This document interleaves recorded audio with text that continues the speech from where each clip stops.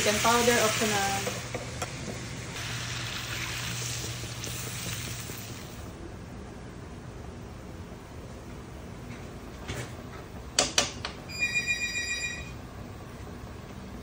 Kapag nangalahati na yung liquid, doon nyo lang ilalagay yung tofu. Ibig sabihin, lutong-luto na yung suka at toyo nun. Malasa na siya. Tita, ba't po kayo naglagay ng tubig na may atsuete?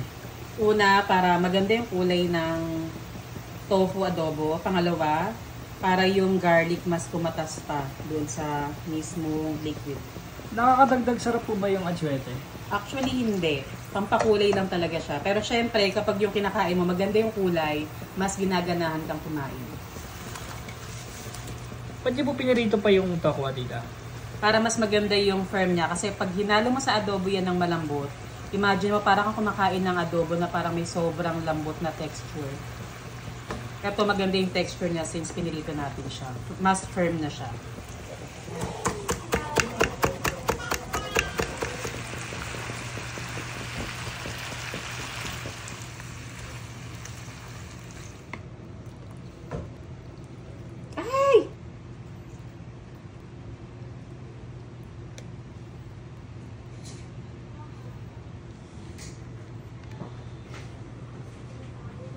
Adobong tofu or adobong tokwa. Same lang yun.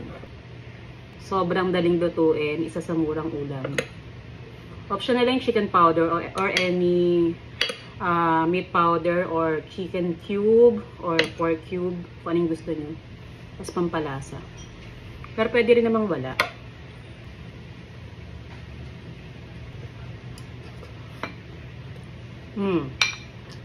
Akala mo ba?